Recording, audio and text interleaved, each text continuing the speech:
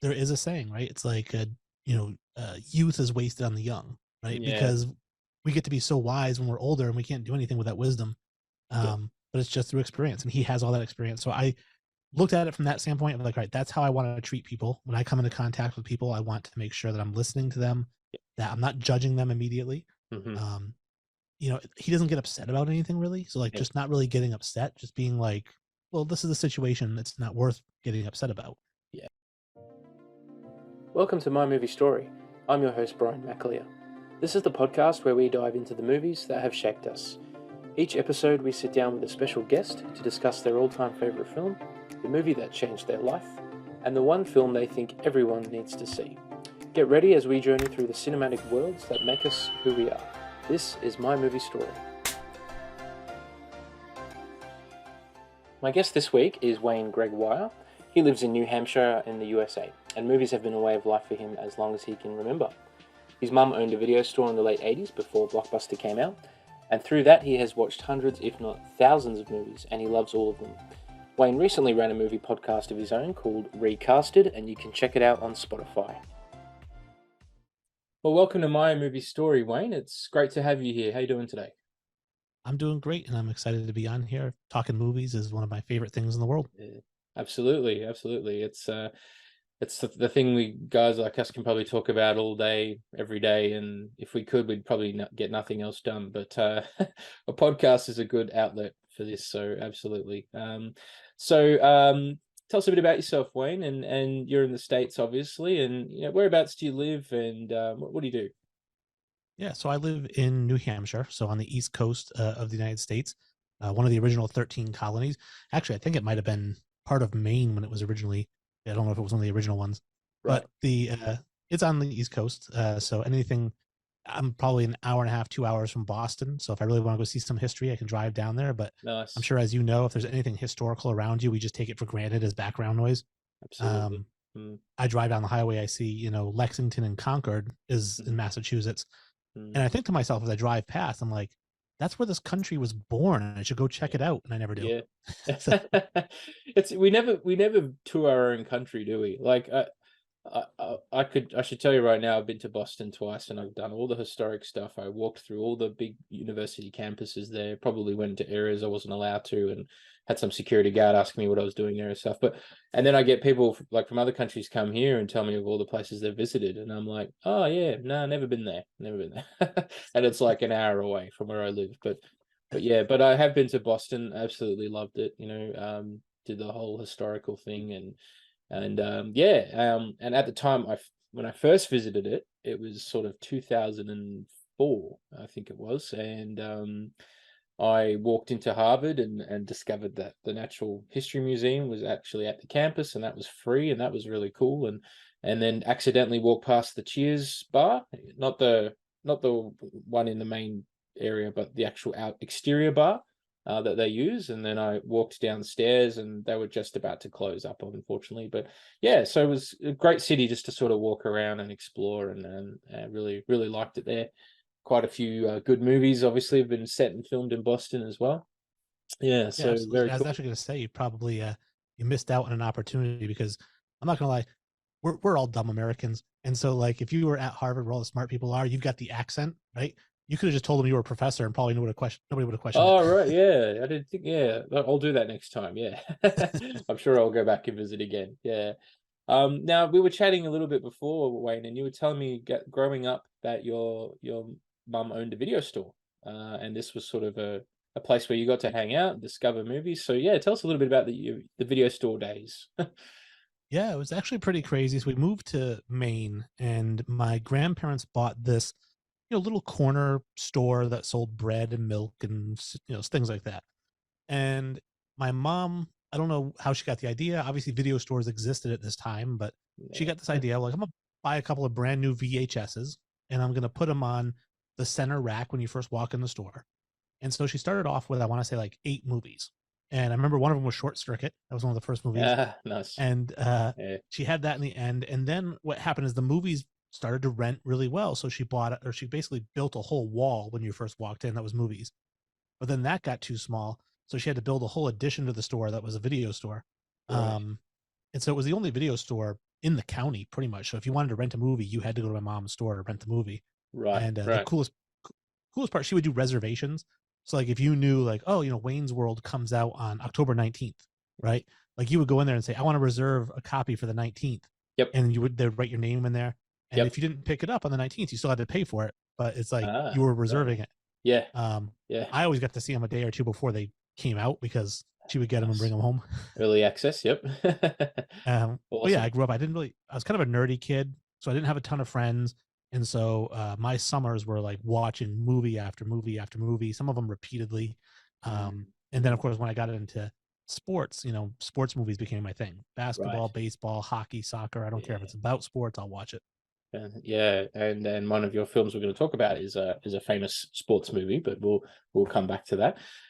And yeah, your love of movies obviously goes way back to those video store days, and even now you like to do like movie quote trivia games with your daughter. So yeah, tell Yeah. us a little bit about that. How does that work? Well, so every night I go into my daughter's room before she goes to sleep, and we spend about 10 to 15 minutes just chatting about whatever. Could be school, but it always inevitably ends up in television or movie quotes, movie trivia. And Yeah. it's the point that both of us can quote some of the most obscure lines from movies that if you were to hear the quote, you would have no idea what movie it's from unless you're like a movie expert. Right. And Excellent. so we do that, and it's a fun time. And me and my sister, to a degree, my sister stopped watching movies over the last decade, but some of the older ones that we both grew up with, she knows a lot of the quotes. Things like My Yeah. Cousin Vinny, we can probably quote the whole film. Oh, right. Yeah, yeah. That's one I haven't seen in a while, actually. Yeah. I'll have to rewatch that. Okay. Well, can you give us one of those obscure movie quotes, and I'll see if I can guess it. The more obscure, the better. More obscure the better. Okay, so I'll say this is for the longest time, for over about 20 years. This was my favorite movie quote of all time, and it has since been replaced. But it was for a long time my favorite movie quote, and it was "Not a finger." Not a finger. Ooh, okay. So can I ask, is that sort of part of a larger quote, or is that just the quote on its own? It's the final quote of a scene. Not a finger. I'm stumped. I have no idea. It's actually from a Christmas Story, and it's when Ah, the mom breaks the leg lamp, and ah, the right, right, dad's right. like, "You used up all the glue on purpose," and it says, "My father was furious, but the only words he could muster were," and right before he goes out the door, he goes, "Not a finger," and leaves. That's it. Oh, nice one, nice one. Yeah. So that's a good game because like once if someone doesn't guess it, then once you explain it, you're like, oh, actually, I do remember that. So yeah, a good one has to really jog the memory because obviously there's all the really easy to remember quotes, but for the real test, those obscure ones, they're good. All right, fantastic. Let's kick it off, and I thought we might start with the film that changed your perspective. And you've been kind enough to upload a background there to give a little bit of a clue as to what that film would be. So anyone who's watching this right now may have already worked it out. If they haven't, though, yeah, please tell us the name of that film and yeah, just set it up for us. What's it all about? Sure. So the movie, and I'll tease it a little bit, and then I'll give you the title. Cool. And the movie itself takes place in New York, and it's about a widower who is, has time on his hands, needs something to do, and so he sees an advertisement to be an intern. That kind of gives it away, but it'd be an intern at Yep. a senior intern at this clothing place, and Hmm. so obviously he's in his 60s, 70s, Hmm. very out of his realm here with all these Oh young yeah. kids who are all interns. Hmm. But obviously, his experience and his wisdom and his knowledge helps kind of guide all of them in some way or another. And that movie is The Intern with Robert De Niro and with Anne Hathaway. Fantastic. So you're Jules' new driver? No, actually, I'm her intern. That's hysterical.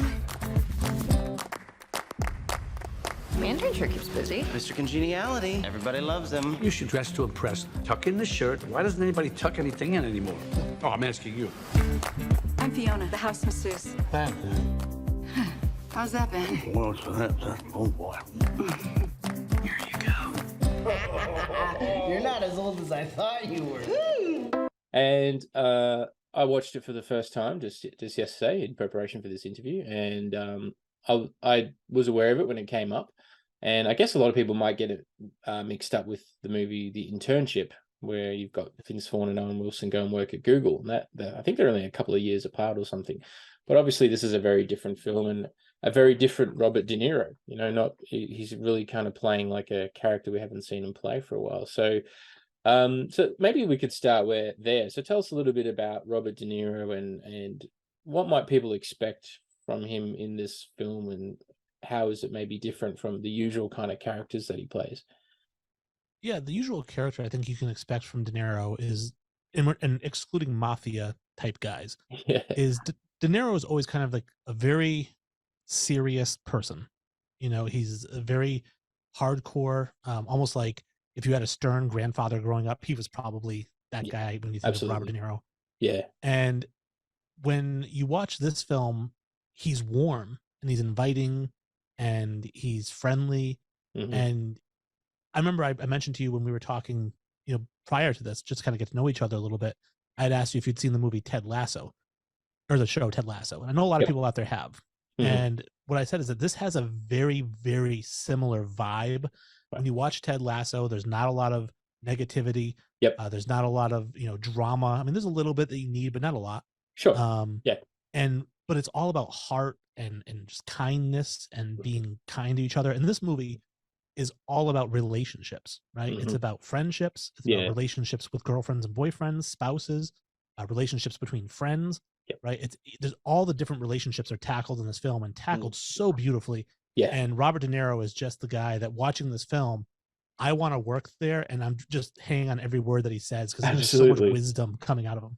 For sure. Yeah, and it's like not much really rattles him. We don't really see him,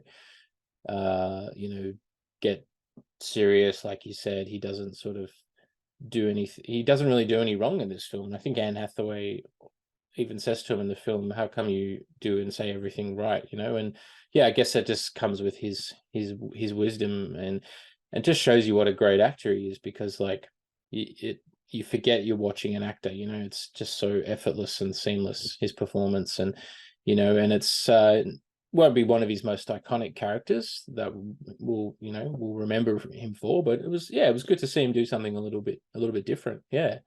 And just in relation to, I guess, the sort of the plot of the film. So, like you said, he's this older guy. He's retired, and he becomes like this senior intern. So, where does he work? And the Anne Hathaway character, what's going on for her? Can you tell us a little bit about that?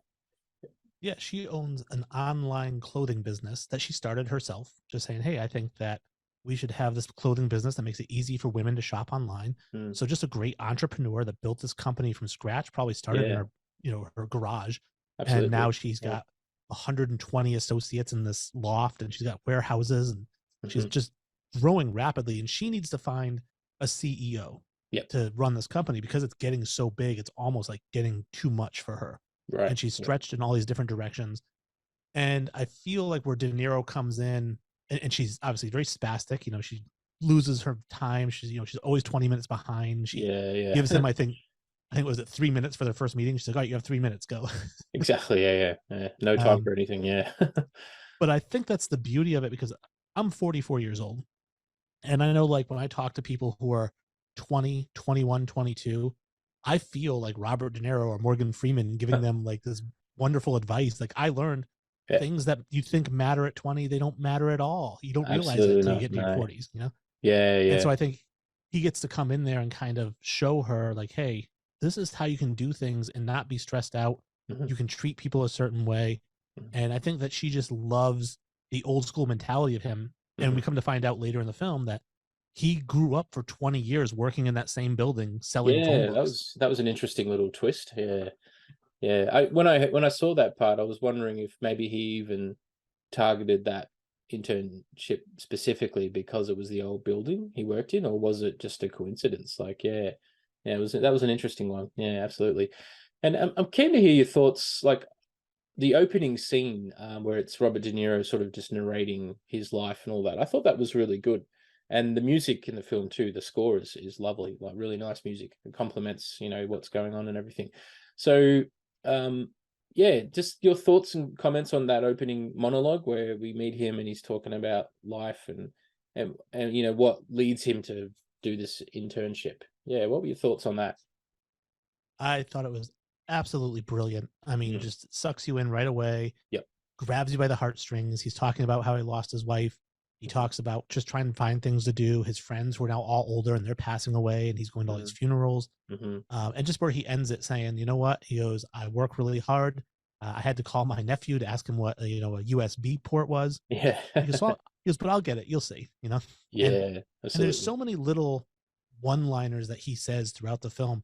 And I think the one that hits me the most actually is when he goes out to San Francisco with Anne Hathaway. He's accompanying her while she's interviewing a CEO, and she's talking to him. She'd found out that her husband was cheating, and they're having this heart to heart.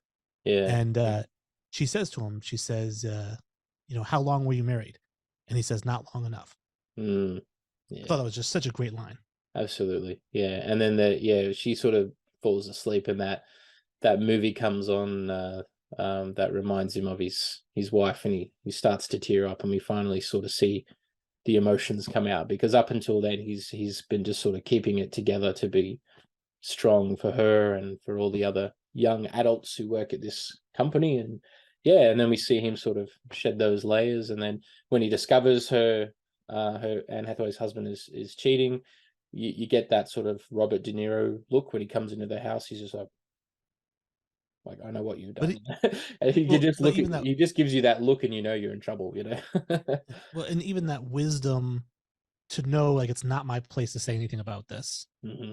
but you need to do something about this. Yeah, that's right. It's like, I know, but I'm going to let you admit what you've done and work out what you need to do to fix this. But just know that I know, and it's not good enough, and it needs to stop. So I think, so much wisdom in his character, like, because quite often older people can, not all, but some can be lecturing and condescending and make assumptions about younger people and think that they're not capable of things, and we've all done that ourselves at different stages of our life. But he just sort of steps back and says, you need to fix this problem, and without giving too much away, towards the end, when Anne Hathaway and her husband kind of, are reunificated and all of that, he just sort of takes off. He's like, my job is done, which I thought was a nice way to sort of end the film and all of that. Yeah. And just given that this is a film you said changed your perspective, can you tell us a bit more about that? Like, in what way has it changed your perspective about, life or aging or whatever it might be? Yeah. In so many different ways. And again, it's not like it's the first time I've read, you know, uh, the Bible or something. It's just like, but there's all these little Yeah. things. One of the things is just how to treat people, you know? And again, that kind of goes back to the Ted Lasso thing and how he treats people, how De Niro treats people throughout this movie, and just showing compassion, listening to what they have to say, not reacting, but just kind of absorbing and then using that. And that's something that we learn in life, all of us growing up. We learn a little bit more. There is a saying, right? It's like, youth is wasted on the young, right? Yeah. Because we get to be so wise when we're older and we can't do anything with that wisdom. Yeah. But it's just through experience, and he has all that experience. So I looked at it from that standpoint. I'm like, right, that's how I want to treat people. When I come into contact with people, I want to make sure that I'm listening to them, that I'm not judging them immediately. Mhm. He doesn't get upset about anything really. So like, Yeah. just not really getting upset, just being like, well, this is a situation that's not worth getting upset about. Yeah. I Yeah. liked that. Yeah. And then of course, just as like I said, somebody who's older than a lot of these millennials, probably the people listening. Hello, millennials. Yeah. I'm a lot older. Yeah. And so I look at him as kind of like the mentor to these kids. And I feel like that a lot of times because I work in the financial industry Oh, right. and I work with a lot of 23 and 24-year-old kids.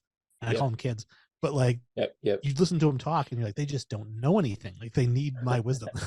Yeah, absolutely. Yeah, it's interesting. Like, you get to this point in life where you naturally start becoming a bit of a mentor and a helper. And I've experienced that myself, being a teacher slash trainer to young adult students in their late teens and early 20s. And things come up for them, life challenges, and you're there to help them get educated and get through the course or whatever it is. But life comes up, and it's the same for the Anne Hathaway character. Once Ben gets a bit closer to her, he starts to get an insight into her life and see what's happening. So what do you think the film says about a working mum or a working parent trying to juggle that with this real high powered career? Like, do you think it's possible to really have both, or do we go through phases of like one will dominate the other? And like, what's your takeaway from that?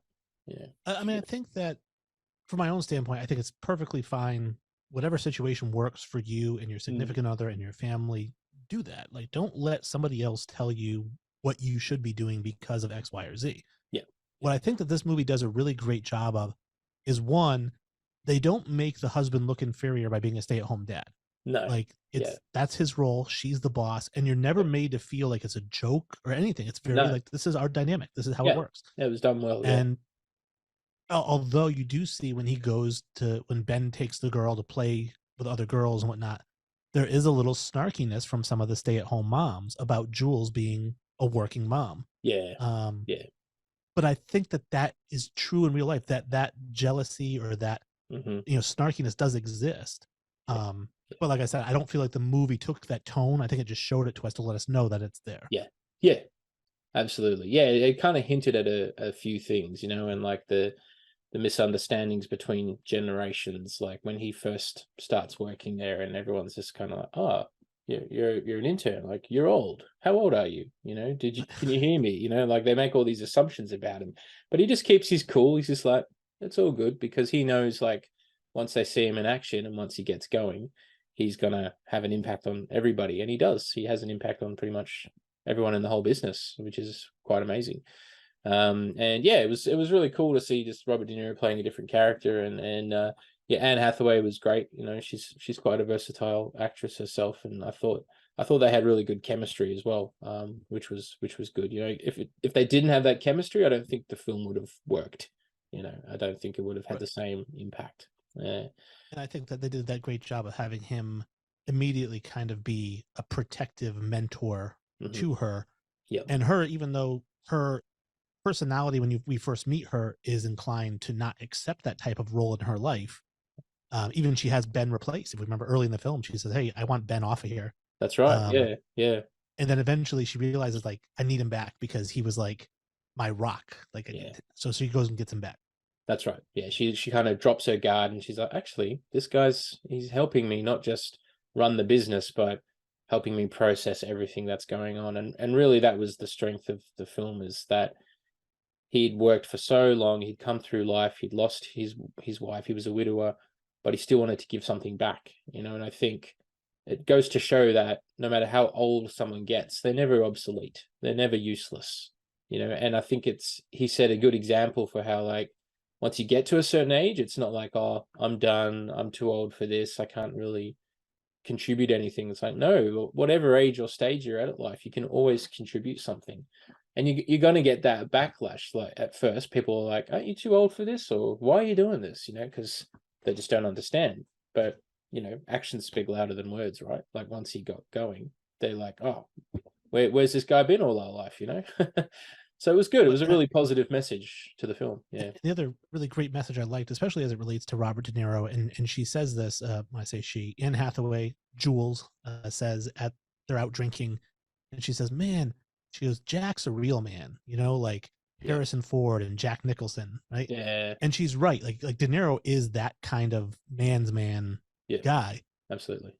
But I think that, again, what the movie did so well in that moment was, I think, growing up, at least my generation, maybe it's different now, but my generation growing up, the man's man wasn't just Harrison Ford and Robert De Niro. They were also homophobic and, chauvinistic. And, and I think that Jack in the movie, or Ben, I should say, Ben in the movie, is soft and well-spoken. And he is a man's man, and he does like to drink scotch, but he doesn't belittle people. And I think that, like, you can be a man's man, but without the toxic masculinity. Absolutely. Yeah. And I think what you've sort of talked about there is that he's got that emotional intelligence, that you can be a hardworking man, you can be sort of masculine and strong and all of that, but you can also be tender and caring and nurturing, and he gets that balance really well. He's just a really well-rounded character, and you believe he's real because it's in the hands of Robert De Niro. He's just one of the greatest actors of our time. So and just lastly on the intern conversation, have you got a favorite scene from the film? I love the introductory scene when he's doing the Yeah. video thing. Yeah. That's so great. I love the scene where they break into her mom's house Oh, to steal the that's computer. right. That was Uh, hilarious. Oh, that's yeah, right. I really, yeah, I'm meaning to ask you about that scene. I'm glad you brought it up. Like it's yeah, a and little then Ocean's 11 heist, and the young guys think they're the characters from the movie. yeah. That But that and was he's good. actually, even when they park and he's like, all right, he's like, he's like, Clooney, Affleck's brother, you're coming with me. That's right. Yeah, he just gets into it. It's like he'll do anything for Jules and this company, even if it means breaking into someone's house. And yeah, that was very funny, that scene. I did enjoy that. Yeah. All right. So The Intern, great film. Got to see it for the first time myself. So, thank you for introducing it to me and bringing it to my movie story.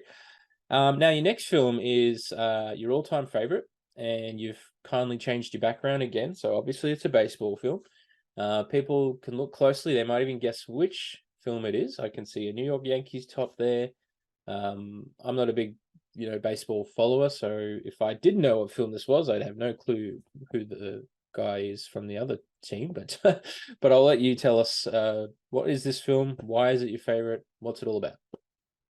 Sure. So just like I did with the intern, I'll give a little synopsis, which is Sure. this is kind of an adult version of the Bad News Bears, where you have a bad team that gets good.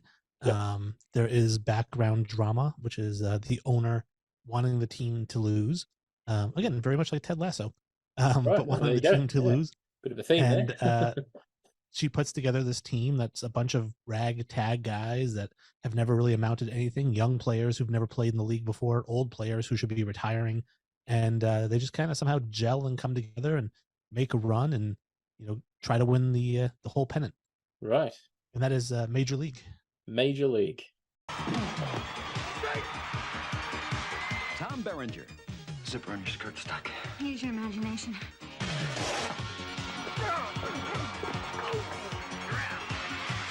Charlie Sheen. These things make me look ridiculous. Seeing's the most important thing, son.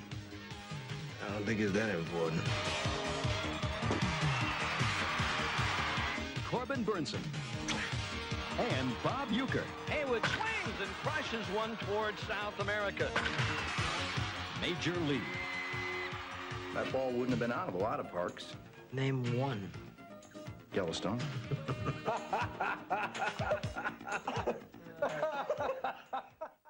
Major League. Yeah. Excellent. Excellent. A film that I'd heard of, and as a film reviewer, I've got my own blog, and I've got a list of all these films I need to watch and review. And I made a list of all the baseball films because I'm going to do at some point I'll do a review of baseball films. So it was on that list to watch, and I've seen a handful of baseball films like Field of Dreams and The Sandlot about the kids who lose the ball to the giant dog and all that. But yeah, I'd never seen this, and I didn't really know what to expect. But I watched it, and I guess when it comes to American sports and sports movies, I probably like baseball the most personally. I do enjoy basketball films. We've had a basketball film on this podcast recently, Coach Carter. We haven't had any we have had one football film. I should correct myself, but I won't say what it is yet because it may not have come out by the time people are watching this. But yeah, baseball films. Obviously, there's something special about them, I think. But yeah, you tell me, like, how did this film come into your life, and yeah, what's the story there? Well, like I said, growing up, not a lot of friends, and my introduction to sports was Little League baseball. Like a lot of kids here in the United States, Little League baseball is t-ball. You start off kind of just playing baseball. Yep. And I immediately fell in love with the game of baseball. I mean, everything about it. I wanted to be a professional baseball player. I mean, who didn't? But we just not because of the money. Like, it didn't matter. It was just the idea of playing baseball for a living and swinging the bat, the feel, the bat as you hit the ball, the smell of the grass after it's just been mowed, and the thud of a catcher's mitt. I mean, there's so many just nostalgic things for me. And so when the movie Major League came out, it was right around this time that I was just getting into baseball. Right. Now, I was young, and there's a lot of very adult themes in this film that were probably way too old for me. But I just love the baseball part of it, And Right. as I've gotten older, I've started to appreciate, other parts of it as well. Yeah, definitely. Yeah. And I think the first, maybe the debut film of Wesley Snipes, if I'm not mistaken. which I didn't know he was in it. So that was a nice surprise. I think it was one of his first films. Yeah, I think the first thing that I remember seeing him in was a movie with Goldie Hawn in the 80s called Wildcats. Right. And it also had Woody Harrelson in it. And they would later go on to do White Men Can't Jump in the 90s. Oh, yes. Yep. And Money Train. Yeah, they did a couple and of Money things Train, together. yeah. So yeah, they did a few that's movies right. together. Yeah. But yeah, Major League was kind of like his big break, if you will. This movie landed him White Men Can't Jump, because I actually interviewed the guy who was originally cast to play Sidney Dean in White Men Can't Jump. Oh, right. And he got bumped because Wesley Snipes had a 3-movie deal with Paramount and they wanted him in the title role. Oh, there you go. There you go. So just the way it works, I guess, in the industry. Yeah. And it also stars Charlie Sheen, who was kind of already on the scene at the time and had that that bad boy image that he was so well known for in the 80s. And then obviously Tom Berenger as well, who I haven't seen a lot of his films, but he's good. I enjoyed his character in the story there. So give us the setup, because obviously this is based on real teams. They're the Cleveland Indians, right? Now I don't know much about the history of baseball, but is the team portrayed accurately in the film? Like, have Cleveland just had a history of losses and not being very strong, or was this like a different version of that team? They have. I think Cleveland in general for all sports has kind of become like just a dumping ground of like, okay, they haven't really achieved anything. I mean, back in the 50s, you had Jim Brown and the Browns did something. And then other than that, though, like the Browns were always trash. The Cavaliers were always trash. The Indians were always trash. And then, until LeBron came along and, pumped up the Cavaliers. Right. But Cleveland was always just, in fact, in the movie Mr. Baseball, which is another baseball movie with Tom Selleck. Oh, yeah. In the very beginning, they tell him that they're trading him to another team. And he goes, not Cleveland. Say it's not Cleveland. It's got a bit of a reputation then, yeah. It's just a reputation of being a bad town. Right. And so when they showed the newspaper clippings in the very beginning of like, they haven't won anything since 1948, like that's legit. They really didn't. Right. Okay. Constantly like a bottom feeding team. And obviously they had permission from Major League Baseball to use all the actual teams, the A's and the Indians and the Yankees and everybody. Right. So that's what the team focuses on is the Indians, the owner, Rachel Phelps. She has now inherited the team from her husband who died, Donald. And, she says, hey, I'm giving out, these are the players we're inviting to camp, to all the board of directors. And they're like, we don't know any of these guys, and later she's talking to the general manager and she tells him like, this team is going to help me relocate to Miami, to which he replies, what are you saying? Some of these guys are furniture movers? And she talks about how like, if the attendance falls below a certain point, she can break the lease with the city and move the team to Miami. And that's the goal. So she put together this team just to fail. And so the film is really obviously about the players that she picked up and then them kind of gelling as a team. Yeah. Oh, right. Yeah, it's an interesting story, and I believe partly based on a true scenario, I think, that happened around that time as well.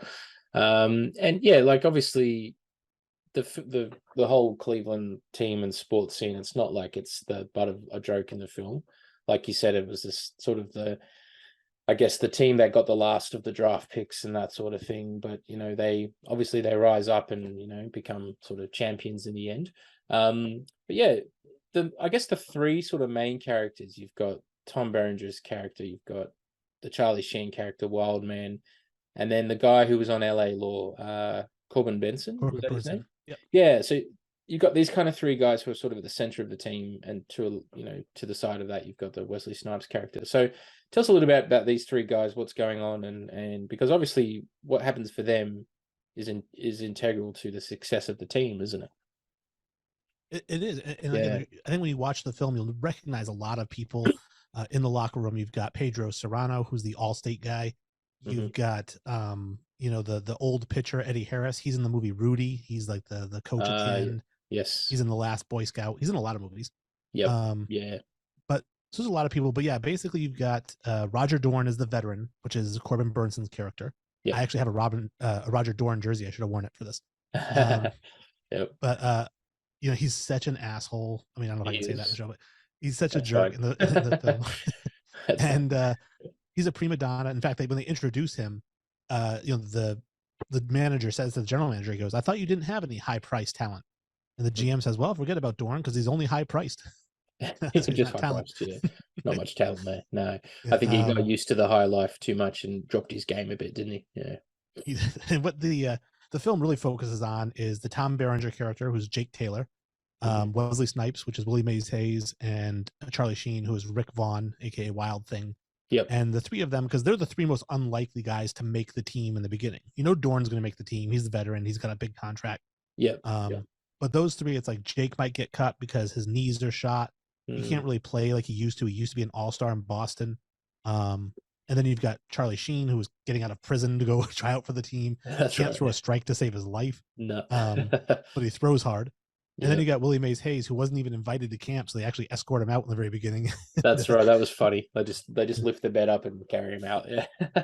And That's the hilarious. three of them kind of coming up and recognizing their talent, but also the veteran players kind of around them, you know, saying, hey, you know, we can all do this together.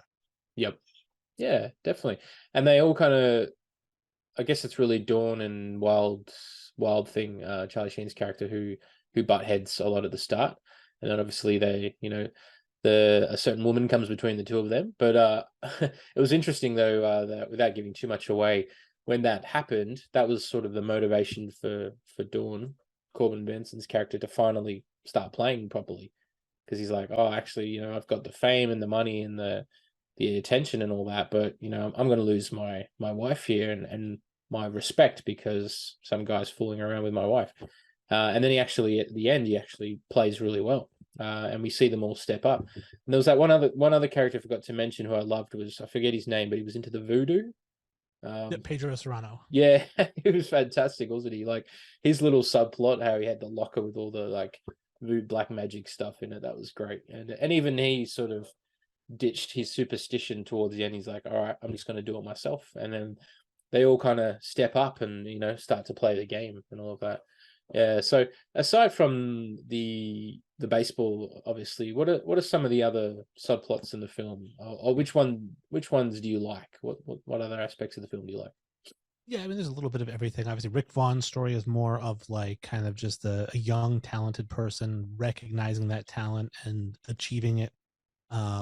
You have Willie Mays Hayes, who's the loudmouth, outspoken, cocky guy, you know, but it's funny. Like everyone laughs at him being cocky instead of being mad at him. Absolutely. Yeah. Berenger, it's really the comeback story, right? It's like, hey, you know, here's a guy. He was up at the top, then he kind of came down, and now he's trying to work his way back up to the top. That's one of my favorite lines, actually, is when he's meeting with the lawyer's rich friends, and they say, you know, oh, what team do you play for, Jake? And he goes, the Indians. The lady goes, here in Cleveland? I didn't know they still had a team. He goes, yeah, we got uniforms and everything. It's really great. Yeah, that's right. People are surprised that they still exist. He's kind of like, yeah. And I think he says they pay me the minimum wage. So it's like he just shows up and plays. But yeah, so they all have that motivation to finally lift their game a little bit because they've all either got something to lose or something to gain. And then that's kind of what gets the team across the line, isn't it? So yeah, and I must say, like the last 20 minutes, the game against the Yankees, that was awesome. It was like watching a real baseball game. You know, it was really, really well filmed and well done, wasn't it? Yeah. It was, and obviously that does happen in real life in baseball when two teams have the same record. They play each other in a 1-game playoff to see who actually goes to the playoffs. So that is a legit thing that has happened in the past, right? And I'm sure will happen again. Yep. The thing that I think is funny about it, and again, when you watch this movie, I've seen it over 100 times, and I pick up on just little things here and there. Yep. So you got, if you remember, Pedro Serrano, his big weakness is he can't hit the curveball, right? He can hit the fastball over and over, but he can't hit the curveball. That's right, yeah. And then in the very end, the Yankees, for their starting pitcher, they put a curveball expert out on the mound, and he does nothing but throw Serrano curveballs and keep striking them out. Yep. And at the end, of course, Serrano says, hey, I'm going to do this by myself. No voodoo, no nothing. And he hits one over the wall, right? Yeah. Well, when you watch that slow motion, there was no curve on that ball. I threw him a fastball. Yeah. And I think to myself, why after 12 straight curveballs would you throw this guy a fastball? Yeah, that's it. Yeah. I guess the pitcher just sort of saw him like shift, you know, change his energy, maybe just got overwhelmed, and yeah, who knows? But it worked out for him, which was great. Yeah. Yeah. And just, I mean, there's lots of baseball movies out there, and obviously this is your all-time favorite. Is there any other honorable mentions? Any other baseball films that you like? Well, so here's the thing when I talk about movies, and I know we talked about my background in movies, and what we didn't mention is how seriously I take movie recommendations and movie ratings, right? Yep. So Yep. I will tell people Major League is my all-time favorite movie. Nothing even comes close, and it will never be dethroned. But it's not the best baseball movie out there. There Right. are better baseball movies. Okay. Yeah. I mean, Bull Durham is a better movie. I think that Field of Dreams, if you want to consider that a baseball movie, which it is, I think that's a better movie. Great film. There's quite a few of them that are really good, but this one's just funny, and it's just I love the humor in it. Especially, I think we didn't even mention the announcer Harry Doyle is so funny on the microphone. He was great, and he's a real life announcer for the Milwaukee Brewers. His name is Bob Uecker. Oh, okay. And so Bob Uecker is an actual announcer, and he's got some of the best lines in the whole film. He does. He really does. Yeah, like when he thinks there's nobody listening to the game, he's just like, who cares, And he's trying to. He puts the microphone out to get the noise of the crowd cheering, and there's like three people one clap there or something. Yeah, but he tried to lift the profile of the team and all that, and they kind of just took care of business, and it worked out for them. So, yeah, and for yourself, who's your baseball team? Who do you follow? I don't really have anyone I'm passionate about. Okay. Obviously, I live in New England, so I watch the Boston Red Sox. Oh, yes. If they're on TV, I'm just looking for someone, but I'm not like emotionally invested. Like if they lose, whatever. Sure. But yeah. When I was growing up, my team was the Chicago White Sox. Growing up. Oh yeah. And the reason for that was my two favorite players. One was Frank Thomas, aka the Big Hurt, and then my other was Bo Jackson, who I think is the greatest athlete that ever lived. And they were both on the same team on the White Sox, and so that was my favorite team. Ah, fantastic. Yeah. And when I was I went to a baseball game.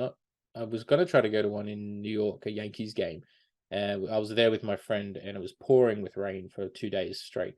And the game got washed out. And we got to the stadium, and there was a security guard there saying, "Sorry, folks, game's cancelled." We're like, oh. And that was like our only chance to go. But on a previous trip, I went to Canada, to Toronto, and I had a day just walking around Toronto. And it was the Yankees versus the Blue Jays, I think is the team. Yep. Toronto Blue Jays. Yeah, and it was just like a friendly match, like an exhibition match or something. And I went and was like, "Is there any, tickets available?" And the woman said, "Yep, basically up in the nosebleeds section." It cost me only $7 or something like that. And I got my hot dog and a drink, and I was way, way, way up. And it was definitely the nosebleeds. And yeah, it wasn't a hugely eventful game, but it was entertaining. I really enjoyed it.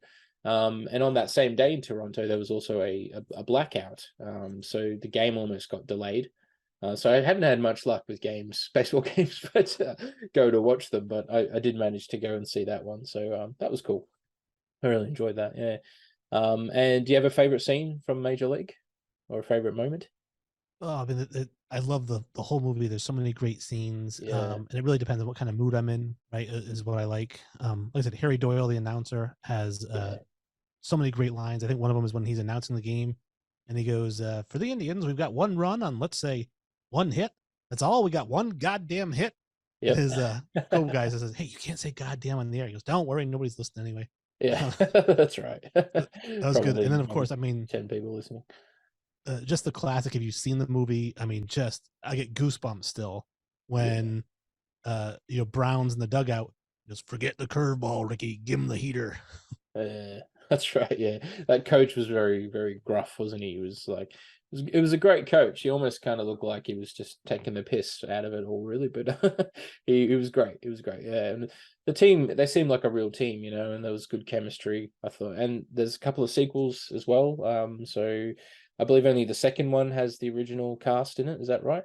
The third one, some of the original cast, and the second one is nowhere near as good as the first one. The third one's just absolute garbage. Okay. So don't bother. But the second one, again, you get Harry Doyle when he's got a couple of snazzy lines, and I'll spoil it because I really don't think anyone should go watch it. But okay. The nemesis is there's a guy named Jack Parkman who plays catcher for the Indians in the very beginning. He's a big free agent signing. Mm-hmm. And he does this little shimmy like with his shoulders when he's at plate, like he's getting ready to hit. And Doyle's like, he goes, "Hey, Jack Parkman at the plate doing his shimmy. It makes the women here in Cleveland swoon," right? And then like later he gets traded to the White Sox, and they have to play the White Sox in the playoffs. And he goes, "Parkman doing his shimmy makes the women here in Cleveland puke." Yeah, because it's just like not not appealing whatsoever. Yeah.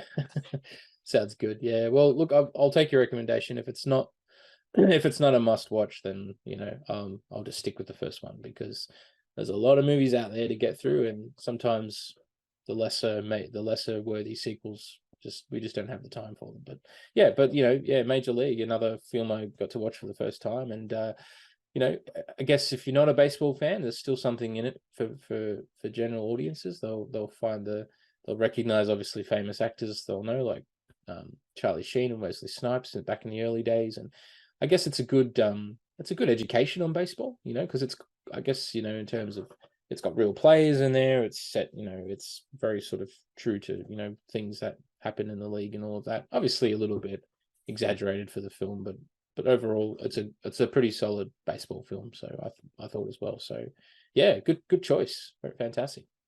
All right. I think historically, people might find it interesting. I found it interesting that Charlie Sheen was actually a Major League Baseball prospect as a pitcher before he got into acting. Oh, really? And so they said for the filming, he could actually throw the ball around 89, 90 miles per hour.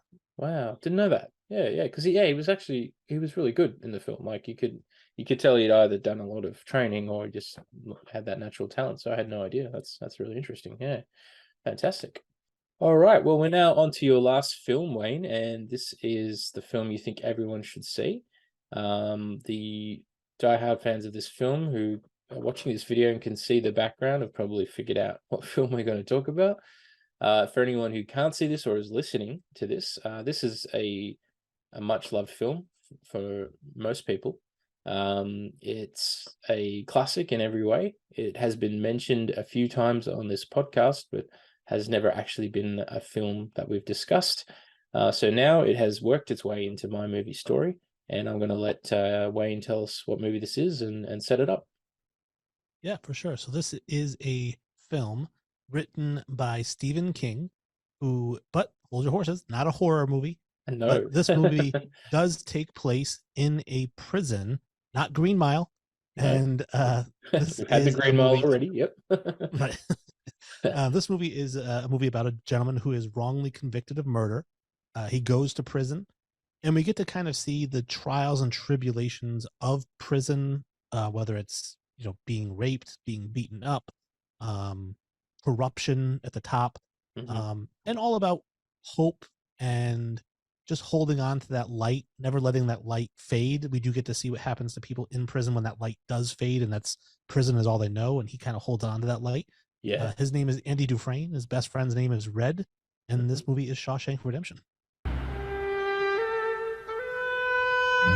Send you here for life? That's exactly what they take. I believe in two things: discipline. Help me, Dad! And the Bible. Here you receive both. Andy came to Shawshank Prison in 1947. Why'd you do it? I didn't, since you ask. You can fit right in. I must admit, I didn't think much of Andy the first time I laid eyes on him. He had a quiet way about him. A walk and a talk that just wasn't normal around here. There are places in the world that aren't made out of stone. There's something inside they can't touch. What are you talking about? Hope. Let me tell you something, my friend. Hope is a dangerous thing. Damn it, Dufresne, you're putting me behind! Hope can drive a man insane. You better be sick or dead in there, I kid you not! You better get used to that idea. Oh, my holy God. I guess it comes down to a simple choice, really. Get busy living, or get busy dying. Get busy living, or get busy dying. That's damn right.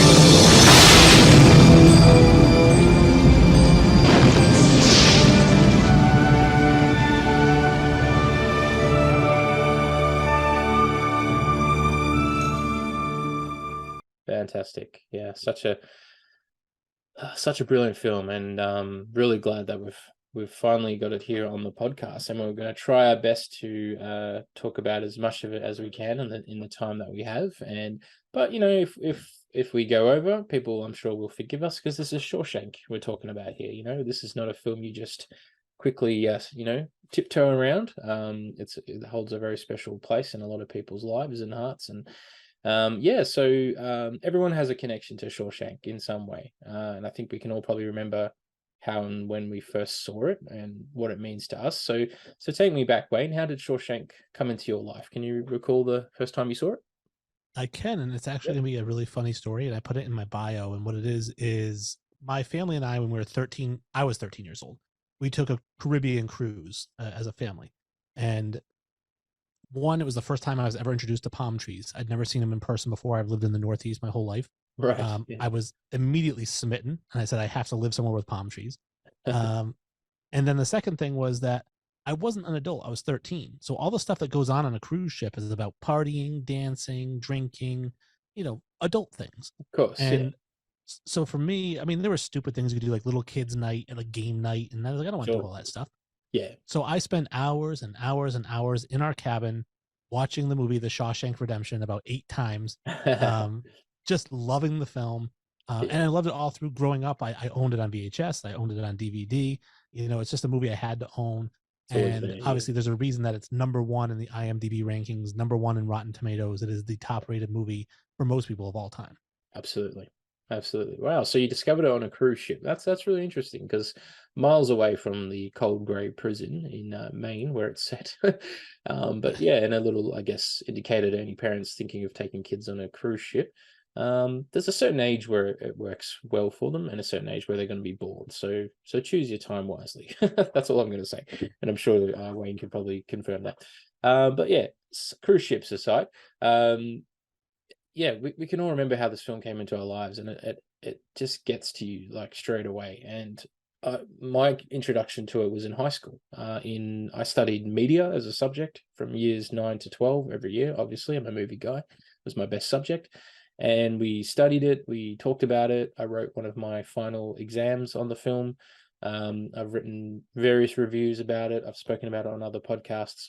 And you can always come back to it and discuss something new about it. Like each time you watch it, you kind of pick up on something else, and it still feels fresh. It's not like a film you're like, oh, Shawshank, yeah, I guess we can watch it.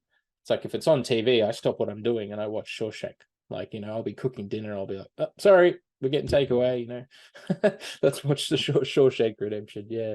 And we'll assume everyone who's watching or listening to this knows what Shawshank's about. But how would you describe it maybe to someone who hasn't seen it yet? Because we could have some viewers here who might not have seen it. And I think it's probably worth not revealing the fantastic twist at the end of the film, just in case, if that's okay. We might have some people who've not seen it, but there's a lot else we can talk about. So how would you sum up the Shawshank to someone who might not have seen it, Wayne? Yeah, like I said, I think it's just somebody dealing with the darkness of prison life. The fact that he's there wrongly, which we find out in the very beginning, is that, he's not supposed to be there, but he just kind of takes it. He's like, you know what, this is the hand I'm dealt. I'm just going to play it. And really kind of just forging friendships, finding his purpose in life. I mean, I think we see when he first goes to prison, he doesn't know who he is, what he's about. His whole life had been his marriage to that point, and now that's not there. So it's him figuring out inside who he is, who he wants to be. And he's got that guidance along the way of friendships and experiences that he has in prison, as well as negative things.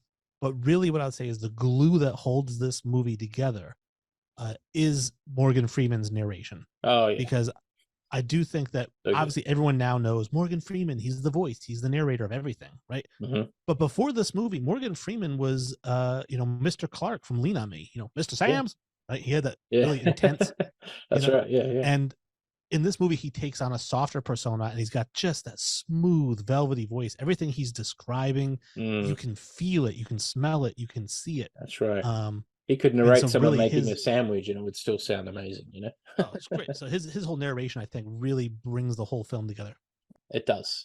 He's really he's the soul of the film. And look, it's Andy's journey, played by Tim Robbins, and and he's fantastic as well. But like, you just could not imagine this film without Morgan Freeman and his narration. And really, it was the film that sort of, like you said, it showed this other side to him, took his career to this whole other level. And how many films has he been in where he's the narrator or like the trailer, because we don't have the trailer guy doing the voiceovers anymore. I don't know what happened there, but now you have like dialogue from movies used as the voiceover in a trailer to describe what's going on. And if Morgan Freeman's in that film, you're going to hear his voice on the trailer. And I think everyone would say, who would you want to narrate the story of your life for? And everyone's like, Morgan Freeman, without a doubt. So I'm sure people are queuing up to get him to record stuff for them. And, he's probably charging top dollar for that. It won't happen in our lifetime, unfortunately. I think even Mark Zuckerberg's home, like Siri or Google Home voice is Morgan Freeman. I think there's some video on YouTube you can find of Mark Zuckerberg, and obviously being Mark Zuckerberg, he got Morgan Freeman to personally be his voice. When you're a billionaire, you could do that kind of thing, right?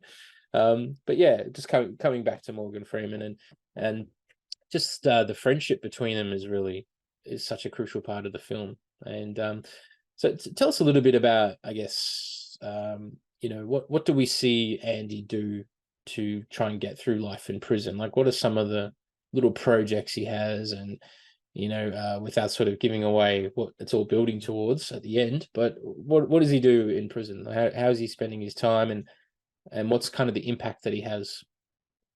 Well, Andy is one of the smartest people you'll ever meet. He's incredibly smart. Some of us know somebody like that, some of us don't. But it's that guy, when you're around him, you're like, man, this guy should be Warren Buffett. Like, this guy should be, he's so smart. Like, they're just everything they say and they get everything. And Andy's that. And when you have that kind of intelligence in a place like prison, which is very mundane and monotonous, you need to keep your mind busy because you'll go crazy.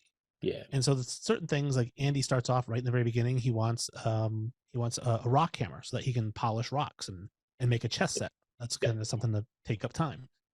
He builds a library. He's like, I want to add books and shelves and build out a library and record players. And so he finds things to kind of keep his mind. And then he becomes a tutor and he starts helping people get their GED and get into college and things like that. So he's just kind of finding things to keep his mind working and to stay busy. And it's not really I don't think a spoiler for the end, but he helps the warden launder money. That's kind of a thing that he helps him do. So yeah, he does. Yeah. Yep. That's right. The warden sort of handpicks him and says, all right, you're gonna help me be rich, basically. And he's like, okay, well, I'll help you because it gives me something to do. But then he sort of pulls a bit of a fast one on the warden and everybody else. I'd love to talk about the ending, but I just part of me knows there'll be someone listening to this who hasn't seen the film. So I think we'll contain ourselves this time, but maybe we could do a spoiler version of the Shawshank at some point. But coming back to, I guess, the fact that it is a Stephen King story, which surprised a lot of people, I think, when the film came out, because obviously he's known for his horror stories. Did you read the short novella of the? I didn't. I know it was part of four stories in this one book. Yeah, 3 of which have been made into films. Right. Yeah. One of them was The Body, which became Stand By Me. One of them was Apt Pupil, fantastic movie with Ian McKellen and Brad Renfro. That's right. Yeah. And then this movie was the third one. It was called what was the Rita Hayworth and the Rita Shawshank Hayworth. Redemption. That's right, because he has the Rita Hayworth poster in his prison cell. Yeah. And are you a Stephen King reader as well, typically? I've read a few things. So I did read The Green Mile long before it became a movie. It actually came out in chapters. So you had to get the first book, you read it, then you get the second book and you read it. And so I read all of those, and I couldn't wait for the movie to come out. And it didn't disappoint. The Green Mile is a great movie as well. Oh, absolutely. But also written by Stephen King, also directed by Frank Darabont, and also taking place in prison. That's right. So very good. Absolutely. Yeah. I often I'm not sure. I think he probably wrote Shawshank Redemption first, and then thought, well, I've explored this world here. I want to go back to the prison and tell another story. And I think that's probably what gave birth to the Green Mile. So I don't know if he's got a third novella or story that's set in prison, Stephen King. I don't think he does. It'd be interesting if he did, if we had like this trilogy of prison films. And I guess in the Stephen King universe, a lot of it is all set around Maine and New England and places like that. So I'm sure they're sort of all interconnected in some way or another. But yeah, I think this is it's interesting. Stephen King's short stories tend to make the best movies as well. I think his longer novels can be quite hard to get right as a film. You know, is that It's what's your take hard on to, that? yeah, I think it's hard to make horror movies good, if Mm. that's a thing.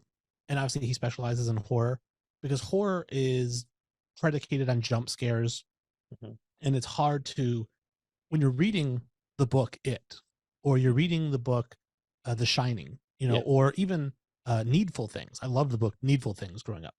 Right, there's an element of reading it that scares you. You feel afraid in your Mm. living room reading this book, you know? And I feel like horror movies aren't able to capture that. Yeah. So with something like The Shawshank Redemption or The Green Mile or Stand By Me, right? There's no supernatural elements, there's no jump scares. It's just human emotion and drama, which I think is easier to convey in film than fear. Yeah, absolutely. Yeah. Yeah. And you know, there's been a few exceptions of his horror books that have made good films, but most of them are a little bit hokey.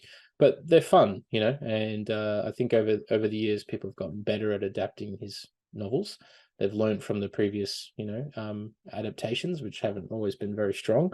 But I mean, Shawshank, it's got to be, you know, one of his greatest stories and probably one of the best film adaptations of Stephen King's work ever.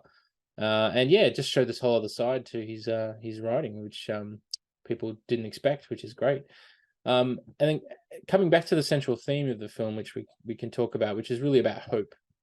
You know, so how is this film, I guess, you know, a fable of, you know, like hope or the hero's journey or anything along those lines? And you know, what does it say to you about hope? What do you get out of it? So yeah, I think that, you know, Andy talks about this with Red at the lunch table when they're talking about hope, and it's because Andy had just spent some time in the hole about a week because he had played the music over the loudspeaker. Yeah, And love that scene. Yeah. And you know, his friend, one friend is like, "Hey, you couldn't play any Hank Williams while you're up there?" And he goes, "They busted down the door before I could take requests." And then, you know, Yeah. they said, "Oh," he goes, "Must, man, a week in the hole is tough." Oh no, they go, "Week in the hole, that's tough." He goes, "Easiest time I ever did." And they said, "There's no such thing as easy time in the hole." He goes, "No, I had Mr. Mozart up here," and he points to his head. Yeah.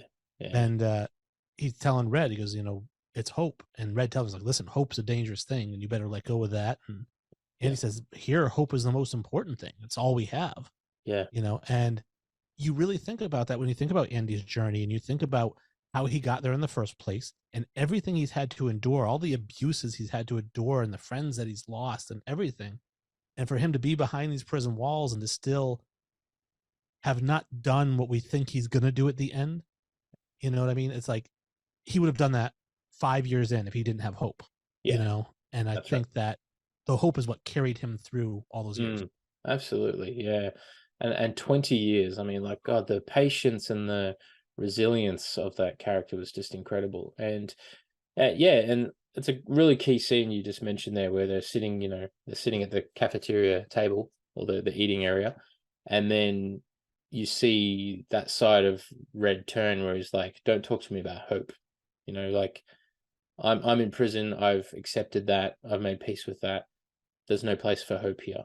You know, because Red even says it himself, and they talk about Brooks as well, who we see in the story, that that sense of being institutionalized, that once you're institutionalized, it's like, well, you don't need hope anymore because you've just accepted this is where you are in life, this is where you're going to be.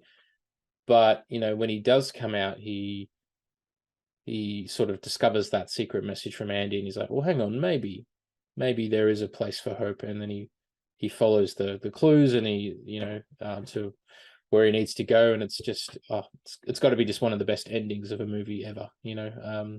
And it's funny that you mentioned that because that was not the original ending of the film. In the book, the movie ends with Red saying, you know, "I hope the Pacific is as blue as it's been in my dreams. I hope," you know. Yeah. And that's out at the end. Yeah. Right?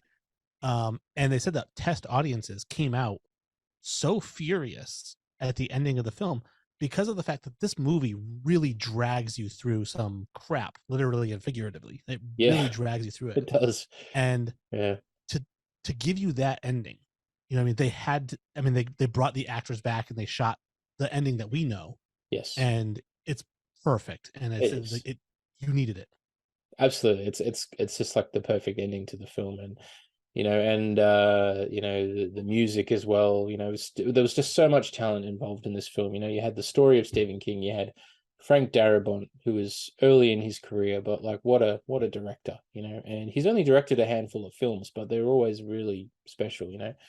Then Morgan Freeman and Tim Robbins, and then you had the music of Thomas Newman, who would go on and do American Beauty and Meet Joe Black and some of the greatest movie scores ever. So it was just a combination of great talent. And interestingly, this film, which you probably know this as well, when it first came out, it didn't do very well. It kind of bombed critically and commercially, but then went on to have this massive cult following. Yep.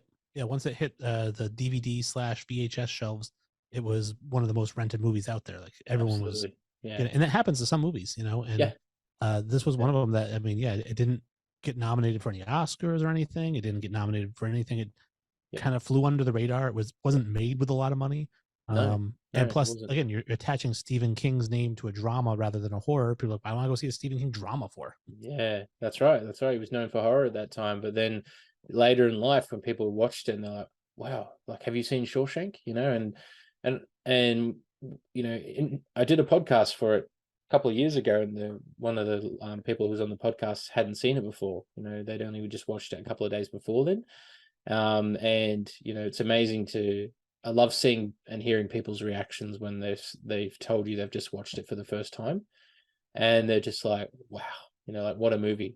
And it is, it's a movie that just gets past your defenses. And like, you're probably the same if you see it pop on TV, even though you and I both have copies of it on DVD and everything. Oh, it's on TV, stop everything, I'm watching Shawshank Redemption.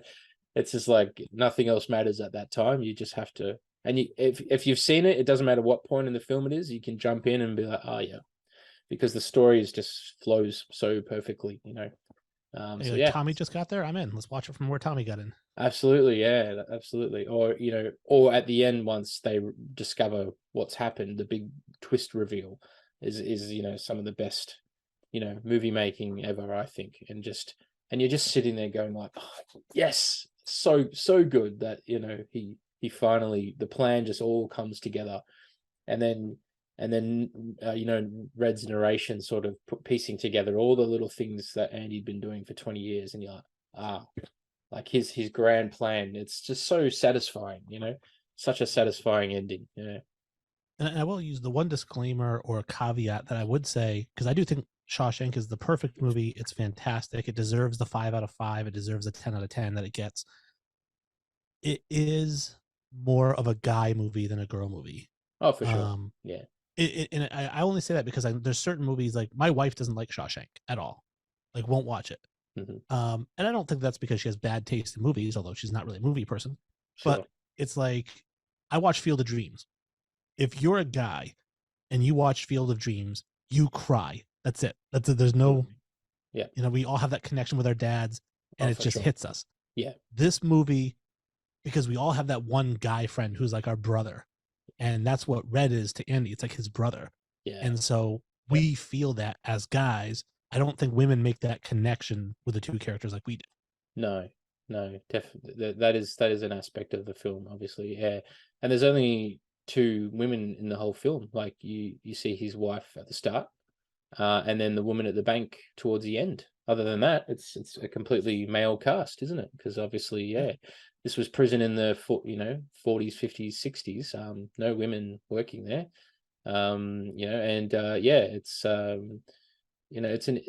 It's a film that's still, I mean, it warrants so many rewatches. You can watch it again and again and still appreciate it and still enjoy it. Yeah, and that's a reason why it's one of the most respected films of all time. And obviously we could talk about it forever, but all good things must come to an end. But do you have a favorite, aside from obviously the ending, which is just a masterpiece? But do you have any other favorite scenes or moments from the film that really stand out for you? There's a few. Again, I do get goosebumps when he plays the 2 opera singers over, and everyone stops in the prison and is just listening. To the point that actually, when my wife was pregnant with my daughter, I got that song to play on her stomach so that she could hear that, because it's such a beautiful aria. All right, cool. Yeah, It's amazing. But absolutely. probably my favorite scene, where if you're like, all right, if you stumbled it on this scene, you're sitting down, is when they're tarring the roof and Andy says, "Mr. Hadley, do you trust your wife?" And that's that Yeah. whole scene, the way it starts off. Yep. Clancy Brown, by the way, fantastic in that role as Yep. Officer Hadley. Yeah, Clancy Brown, really good, you know, and he's so imposing, isn't he? Like you feel like he is going to really throw Andy off the roof at that point. You know, it's such a great performance. Yeah, absolutely. And a few other actors pop up in this that you see pop up in other Frank Darabont films as well. Like William Sadler is a regular in and the guy who played Brooks, he showed up in a couple of other Frank Darabont films as well. So yeah, he likes to work with a lot of the same people, which is great. So, all right. Well, that's Shawshank, and I think we've done it justice. You've described it beautifully without us giving too much away, which was hard, I understand. So thank you. I would have loved to have talked about the ending with you as well, but I feel there's one person watching here who's like, awesome, I'm going to go watch Shawshank, and they're going to see the brilliant ending and thank us later. So if that's you listening, pop it in the comments, but don't spoil the ending for anyone else, please. Because it just takes away the magic. There are certain movies that have those twist endings. Again, if you haven't seen it, The Usual Suspects has that twist ending to it. But I will say this, and I think it might be the greatest twist ending in the history of cinema. However, when I watched The Usual Suspects a second time, I think it's a boring movie. Once you know the ending, it's just a boring movie. With Yeah, this it kind film, of takes away even when you know it, you can keep watching it. Absolutely, yeah. And another one that comes to mind is The Sixth Sense, you know, which another great twist, and you can go back and enjoy that as a film, even when you know where the ending's going and all that. So if the ending's done right, you can go back and watch it time and time again. But there are certainly some other films there that once you know the twist, you're like, okay, and you may never watch it again or watch it with the same appreciation. But yeah, Shawshank, you never get tired of it. You can just watch it over and over and over again. So yeah. And wrapping up, thanks very much for being on My Movie Story. It's been a great conversation, and I'm sure people who've either seen or not seen these movies will definitely get a lot of value out of it from how well you've talked about them and all the different themes we've covered. So thanks. It's been a pleasure having you on the show. Absolutely, been a great time on here chatting about movies. They'll do it anytime. Excellent. All right, take care.